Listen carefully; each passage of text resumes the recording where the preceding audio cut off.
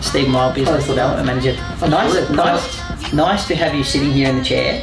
I did see that we did have an Olympian in this chair last, and now you're filling big shoes, but I know a man of confidence is very happy and pleased to be sitting there. Very similar athletic credentials, I reckon, just without the gold medals. That's right, but I reckon you've got one more red card than her. Absolutely, yeah. No, that would be true. Not a great track record on the football field for discipline, but it's not a great record, and not proud of it either, I must say. So you're a football boy, obviously back from England, so it all dates back to football. Is that the passion?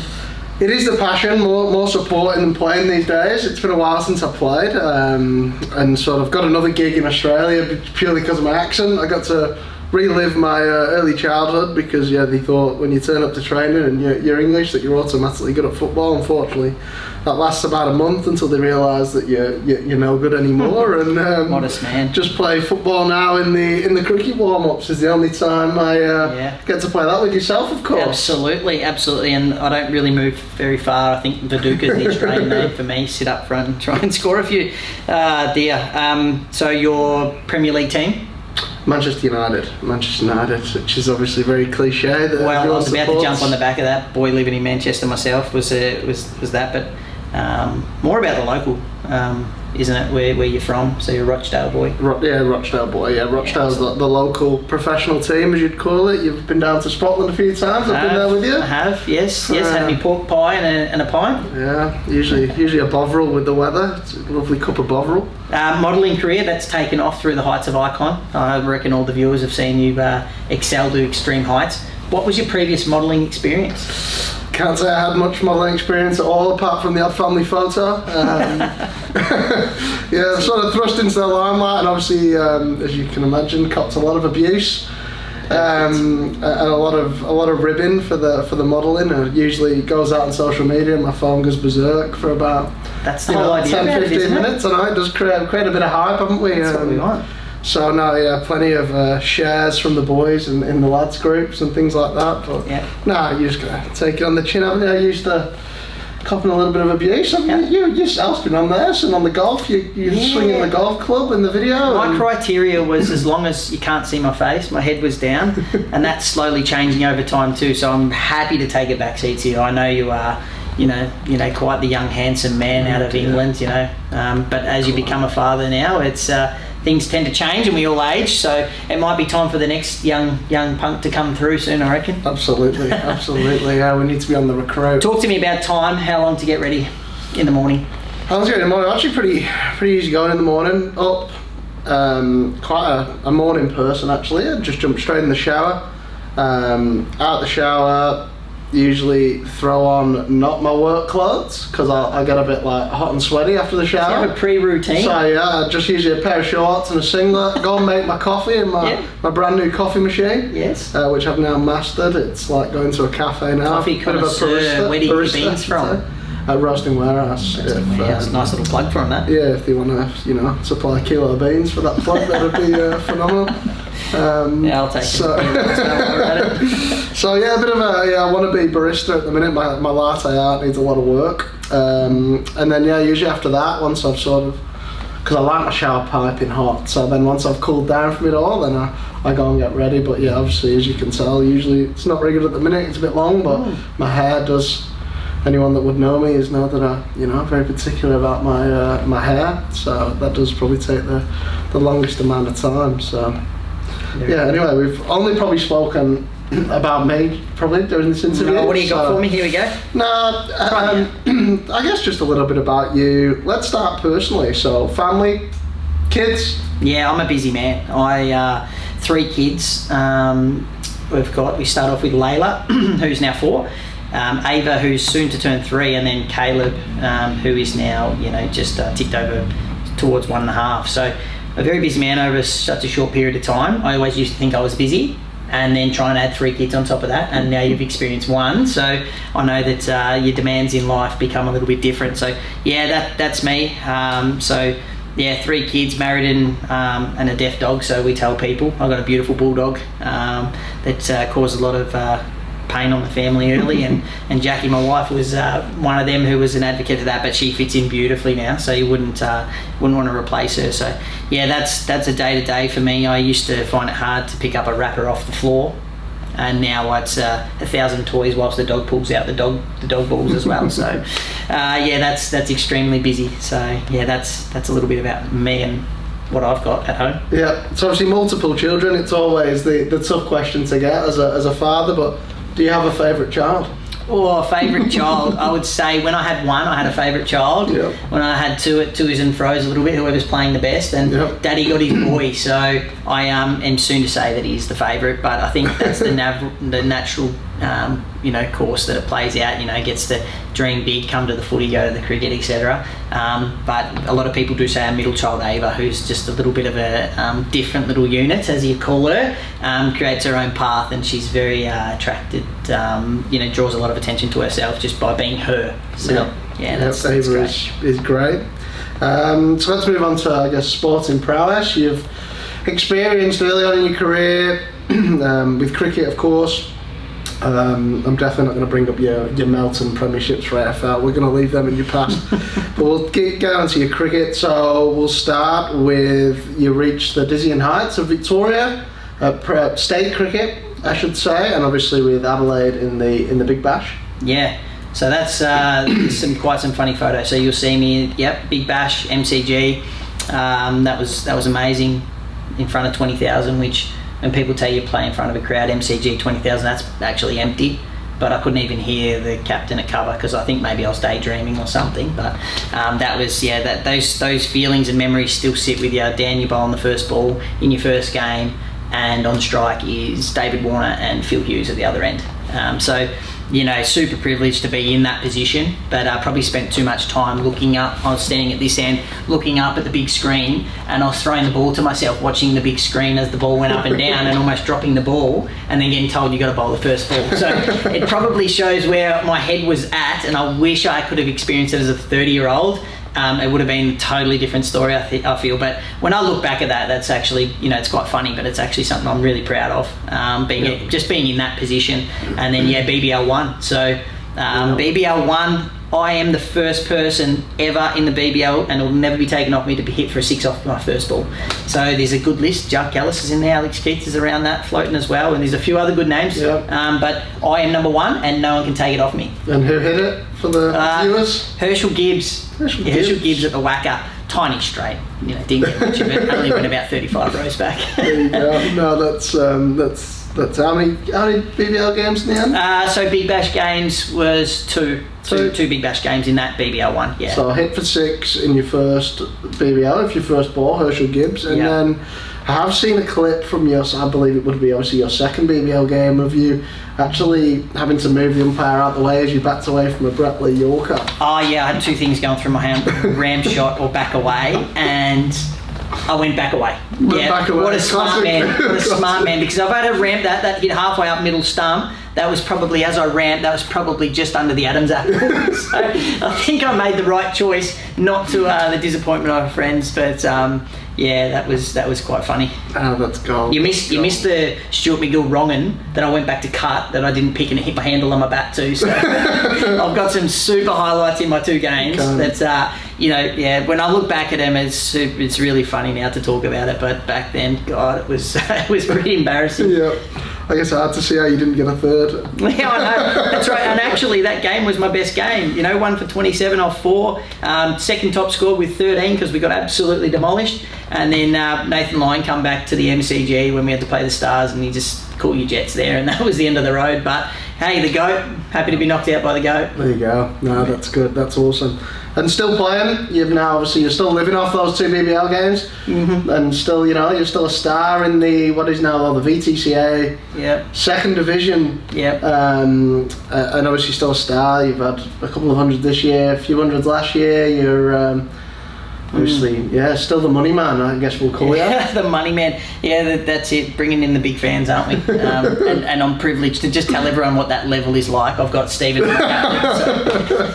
I hope that just elaborates. But yeah, we do that together. But no, do you know what? Just going back and enjoying my cricket and not having roles, responsibilities is going to prolong my cricket because I'm competitive as hell, and want to do that. Like you've been privy to that. Like we'd probably have a contest who can flick their bottle lid the furthest or something like that, just to be able to walk out the door being the winner. So I love the competitive side of sports still, and keeps me connected. Obviously wearing apparel, seeing the apparel, seeing trends, same in the cricket equipment space, what's next, what's bigger, what's best. So just keeps your head above water and just observing what else is going on around you. Yep, no, that's good. And I know we'll probably get onto a little bit of Icon just after this, but you've sort of dipped your toe into a coaching environment, and that was with the Hurricanes and the Tassie Tigers from your time spent in Tasmania. Yep. And I guess aspirations of wanting to do that maybe in the future. And I guess another question as well is, being in that environment and being a coach and a leading figure for these players,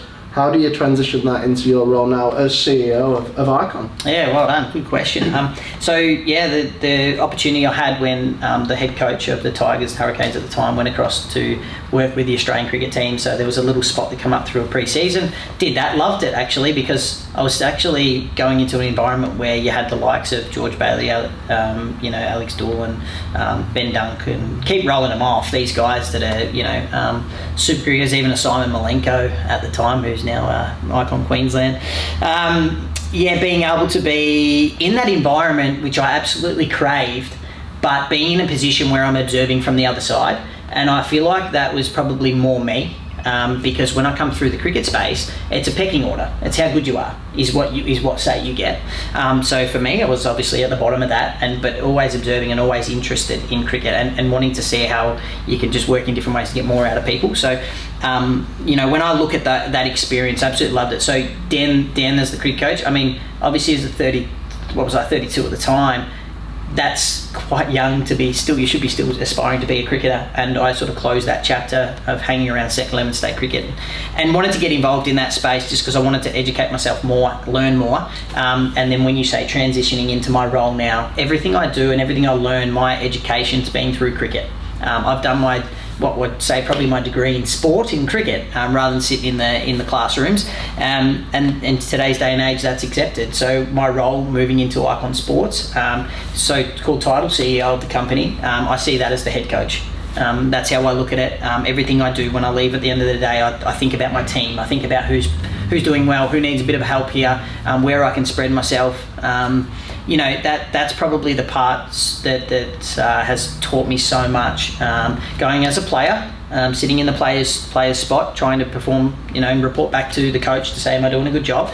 And then sitting on the other side of the fence, which I really enjoy doing. And then that's in this role at Icon Sports, that's given me that ability. So working with a vast team, we've got 8 franchise stores, 8 different owners, 8 different personalities. Then within our head office team, there's 6 or so people there that we're sort of dealing with daily, and we're all different, and we all have different needs and wants. So for me, that was for me that's awesome to be heading up Icon Sports now, and looked in that way. Coaching for me, maybe the 50-year-old Dan when I'm washed up and ticked over a bit of time at Icon Sports, but I do love that environment, and one day that would be great if I can keep upskilling myself in the cricket space. So yeah, good question, Stess. Do you want me to return one back at you now? It's probably you are a me time man, so just like myself. I've enjoyed interviewing.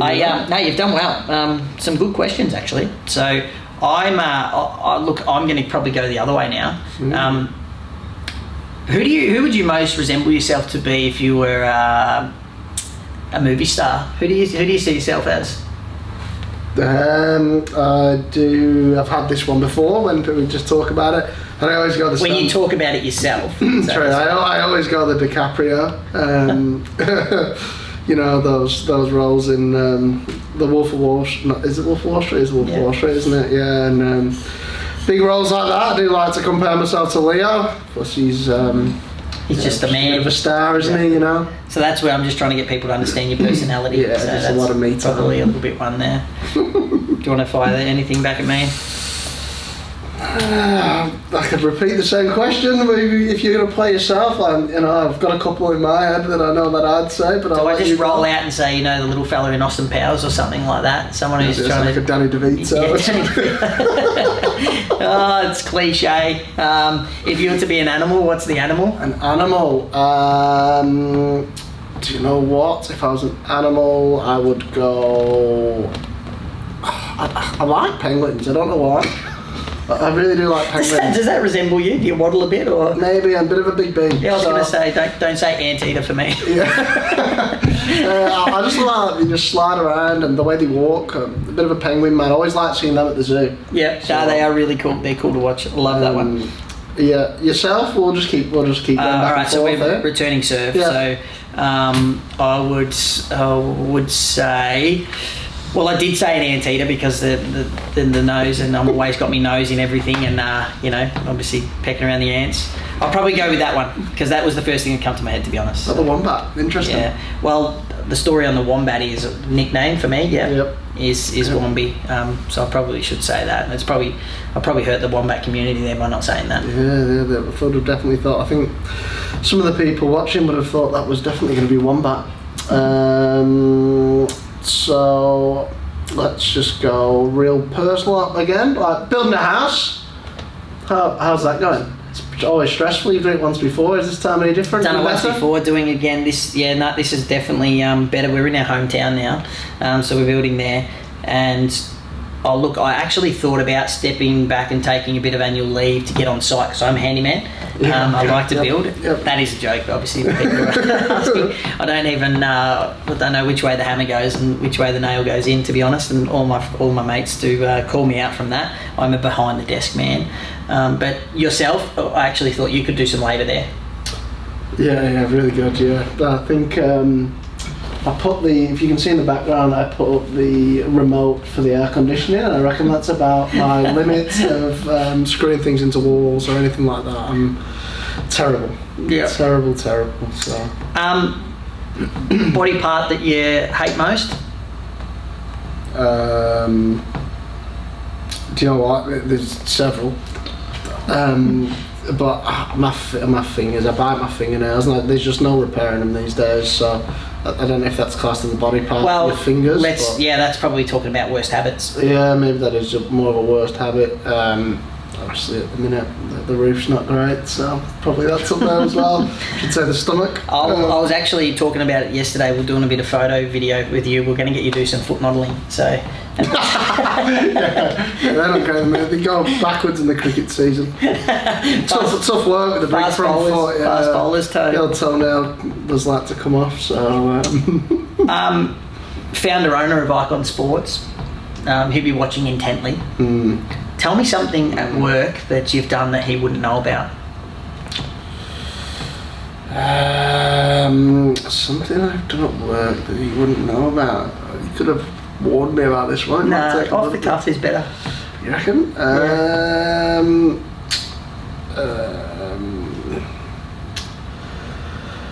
I can't remember whether it was his old car or his new car. No, it was definitely your old one because you sold it. But I remember I was going down and getting something, and do you know in Gisborne where there's the poles? Yep. I opened the door and I did bang the pole. There was only the slightest mark. But I felt really guilty. I was like, what do I do here? Like I panicked instantly. Yep. And I looked round the other side and it looked like a truck had hit the other side remember where the footrail was? Yep.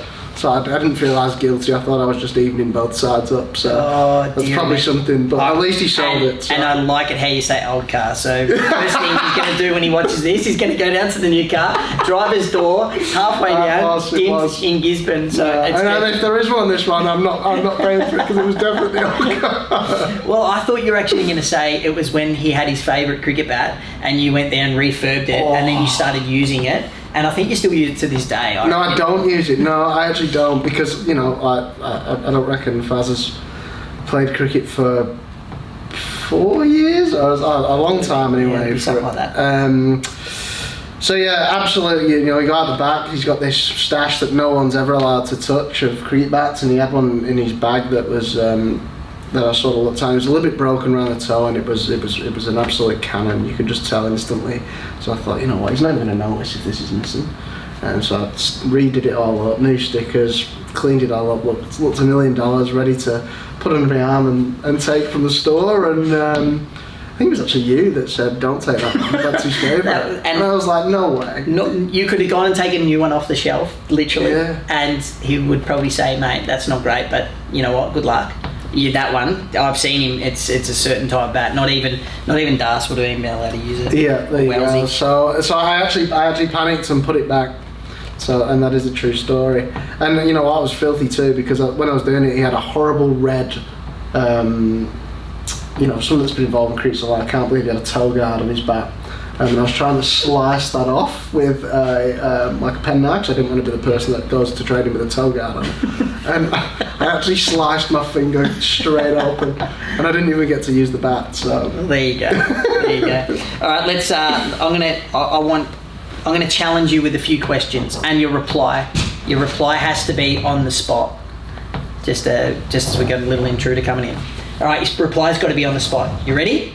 Oh my God! Sorry, I'll let you answer straight away. Yeah, I'm going to test your knowledge about Icon Sports. Oh, interesting. Yep, go. Queensland owner. Sam Malenko. WA owner. John Wells.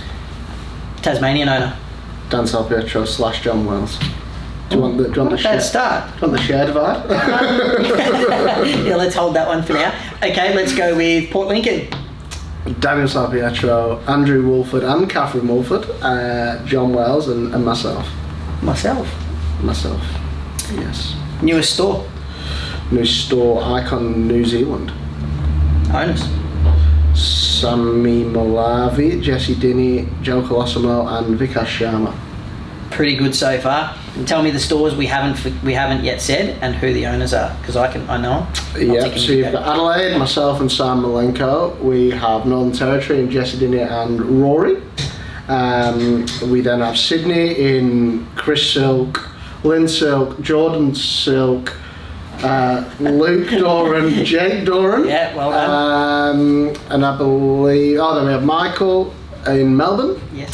And CV, which again is yourself, Adam, Dale and Brett. And that would be it. That would be it.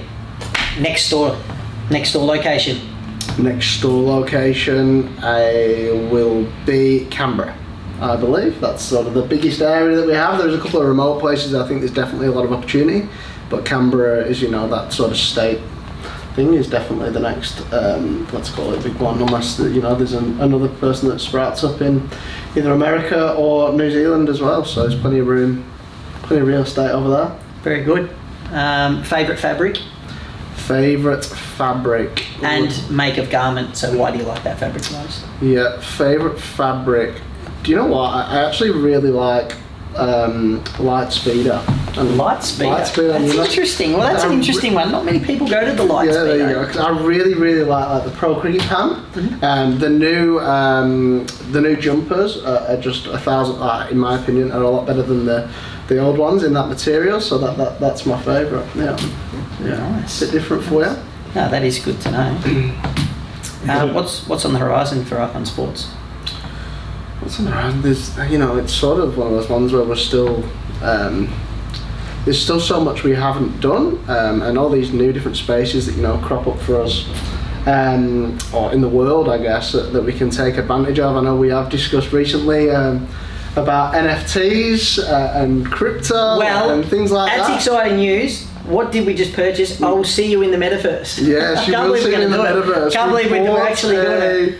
An Oculus something, so it's the headset with the hand thing. So yeah, we are, as November 9th, I believe, February 9th, we'll be in the metaverse. We're taking Icon Arena is going to be, we haven't even told Faz that yet, Icon Arena is going to be in the metaverse. It is, it's going to be in there. We'll be hosting games every day, so best not release this too early or else someone will jump on our idea. That's right, not too much work. Very good. Thanks for your time, Stephen. It's been a privilege to sit down with you and work alongside you, and hopefully our viewers get a little bit more of a soft spot in you, and we'll get to hear more about you in the future. Thank you. Yes. Cheers, man.